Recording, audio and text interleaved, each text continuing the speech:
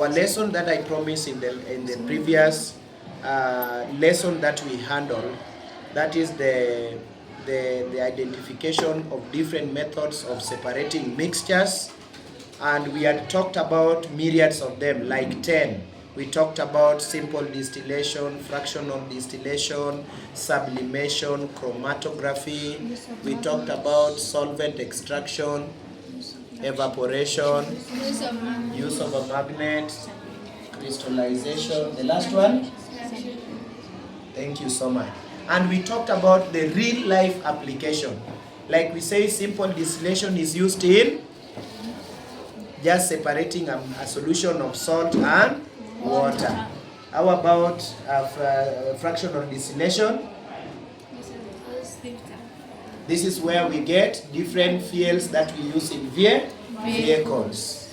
And lastly, we talked about solvent extraction. That is when we talked about sunflower nut seeds. We extract oil from them through solvent extraction. And lastly, we say that the athletes that are using the steroids, the drugs that are not allowed in those competitions, how we can identify that they are using those drugs to do what is called awkward competition is when they use them maybe to inject or through their blood. So we take their urine samples and their blood samples and we take to the lab.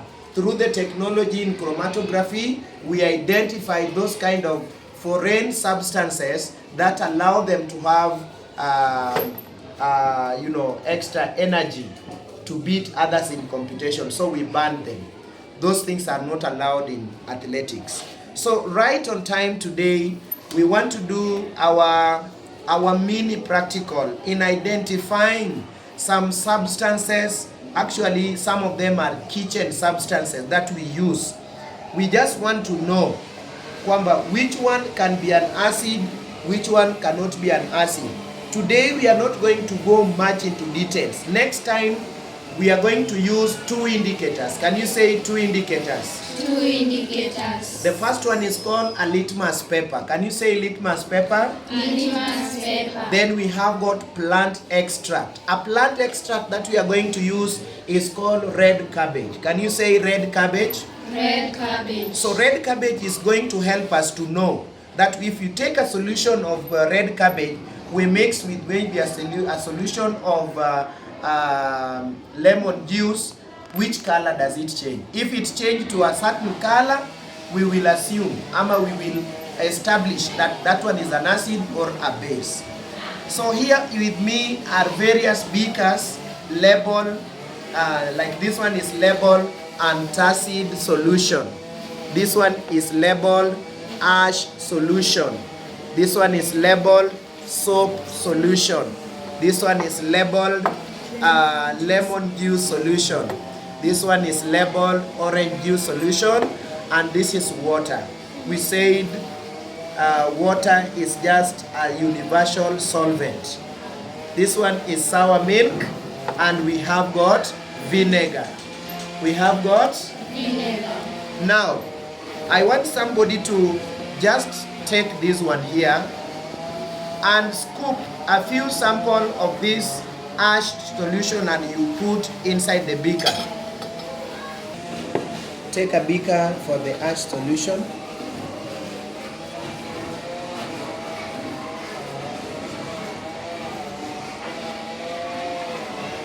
Thank you. This one here is antacid solution. Order of antacid tablets. We just want to add it in the beaker containing that label. Which one? Somebody? Put it here.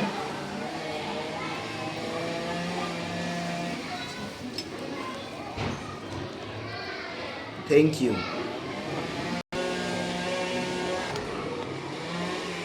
Okay. Add just water drop by drop. Don't just add it directly or add it drop by drop. Just open and add.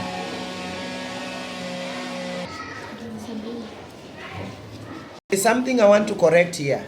I was very keen when she was cutting. In the lab, if you are cutting a fruit, don't cut it longitudinally. You cut it cross-sectionally. Hello? Yes. Like this one here, this one is a wrong way of cutting substances, specimen, like this one here, when we want to do such a practical. So this one is called longitudinal, but if you cut it this way, that is when, if you squeeze it, all the juices come out. But if you cut it this way, the holes containing the juice will not allow the juice to flow easily. Okay? Yes. Yes. So this one is wrong, but you can squeeze it. Next time, don't do this. That is just enough. That is just enough. Allow others. Just put that. Thank you. Haya, hiyo inatosha. Utafunga hapa. Dear learners, today I wanted us to see the home substances. These are just merely home substances, and nothing we have purchased here. We are normally using, like this one here is just a sample of soap that we normally use at home. This one is a sample of orange juice. We have just squeezed the orange that we normally use at home. This one is antacid. This one is antacid solution tablet that we normally use to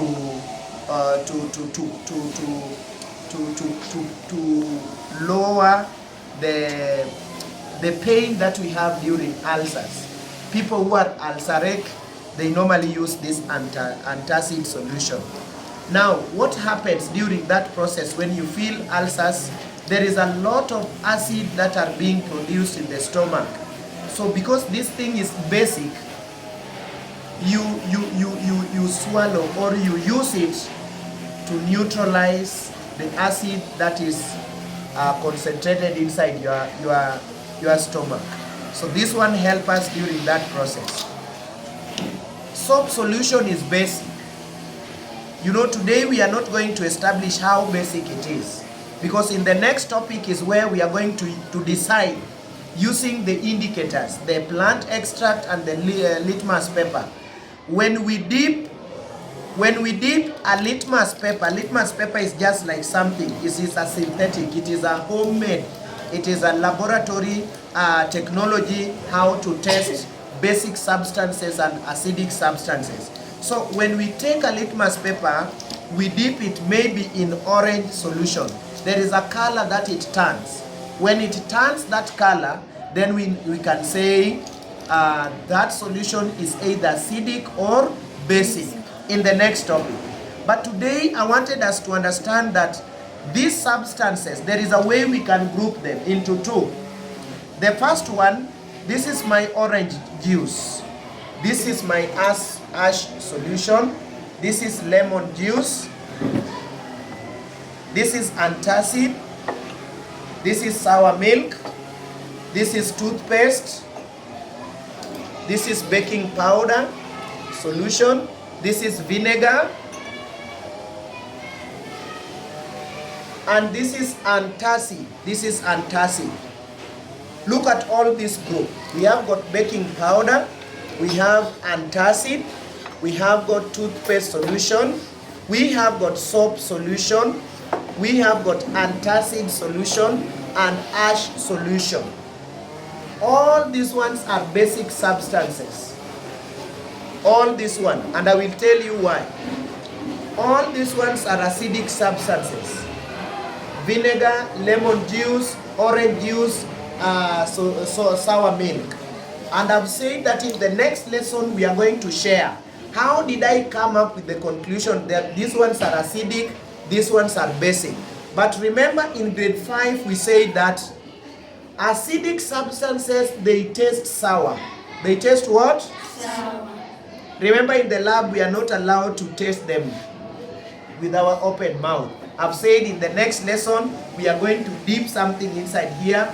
When the color change, we are going to write our observation as either acidic or basic. But today I wanted just to familiarize ourselves with these substances so that when I get water, I know water is a neutral solution. It cannot be called base or acid. Its pH, I will tell you. There is what is called pH, potential of hydrogens. They are the ones that determine whether this one is acidic or this one is basic. And I will tell you the scale. When this one reads with scale, it is acidic. When this one reads with scale, it is basic. So water is neither acid or base. That is why I brought it. So it is the one that helps us to make these solutions. Hello? Yes. The last thing I wanted to say are the physical properties. Physical properties of basic substances, they taste sour. Can you say sour? Sour. S-O-U-R, sour. Usiseme sour. Sour. They taste sour. But as basic substances, they taste bitter. They taste? Bitter. When you say bitter, B-I-T-T-E-R, bitter. What do we mean by that? And by the way, in grade 3, we drew our tank and we drew the sections of the tank. There is this part that tastes salty. There is this part that tastes sweet. There is that part that tastes in between. It tastes sour, and huko nyuma it tastes bitter. So those sections are the ones that help us. But in the lab, we don't taste things using our open mouth. If you do that, remember vinegar, we may not know what has been used to make this. So if you taste it, you can have a problem. Remember we talked about hazard? Hazard? Hazard what? The common accidents in the lab. Number one of them, tasting things. Sindio? So we are not allowed to taste. So today we have learned that we have got common substances at home or in school. We can either group them either acidic or basic. Examples of basic substances. Toothpaste. Eh? Toothpaste. Antacid. Salt solution. Ash solution. Alafu this one is? Baking powder. Vinegar. Neutral solution. Can you say water is a neutral solution? Water is a neutral solution. So the way we have arranged our experiment, I would request that we keep our substances till tomorrow's lesson, whereby we are going to avail we are going to put here in a beaker, so that we take that juice, we add it to the acidic solution, we are going to see the color change. We are going to take the plant extract, we add it to the basic substances, we are going to see the color change. Then we are going to draw our observation and we are going to explain and make a conclusion. Sawa sawa? Yes. And if at all our good school is going to provide us with the litmus paper, we all shall celebrate. Sawa sawa? Yes. Till next time, if there is any question, you people can ask. Thank you, Sabrina. Okay, my name is Sabrina and I wanted to ask, if you dip the litmus paper inside the acid, it turns pink, and if you dip it inside the base, it turns blue. What's about the water? Right? What did I say? How many people can remember what I said? I said water is a neutral solution. Water is a neutral Solution. It is neither basic or nor acidic. so it will not change. It will not change. If it doesn't change, it means this one is neither acidic or understood. Yes. Another question.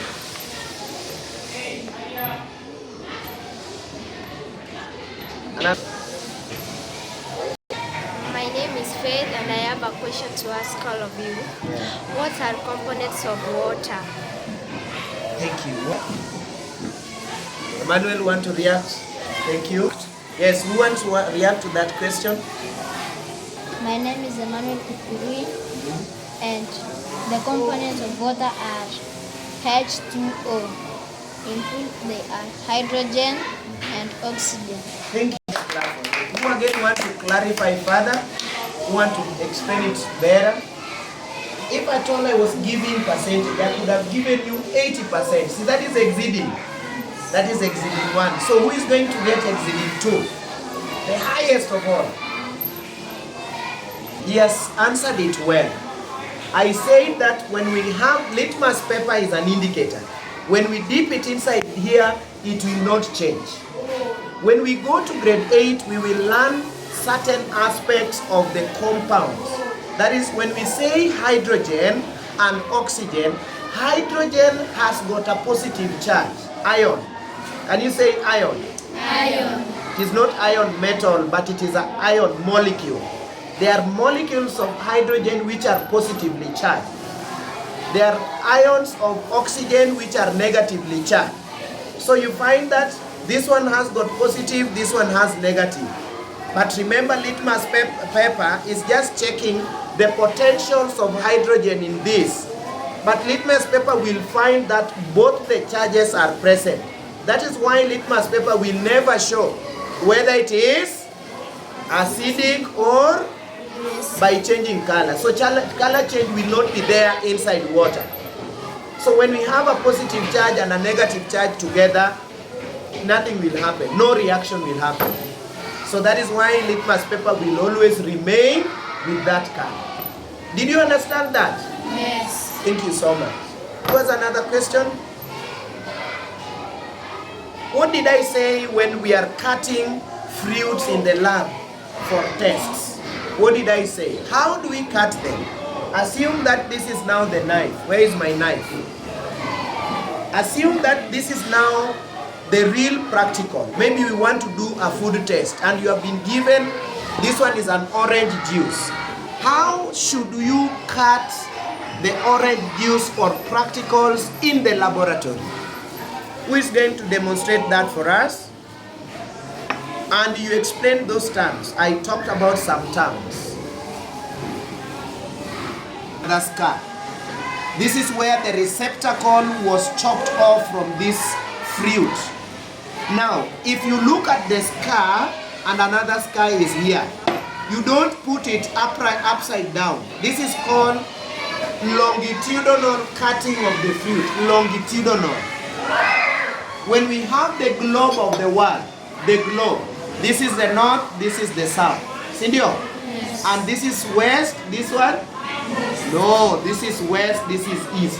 Sindio? Yes. Lines running north-south are called longitudes. Lines running west-east are called latitudes. So remember that. So normally in the lab we put them upside down. So we cut them cross-sectionally in the latitudinal wise, not longitudinal wise. Hello? That is what will help you to remember. So north-south, no. It is west-east or east-west. Did you understand me? Yes. Cross-sectional, not longitudinal. Thank you so much. Next time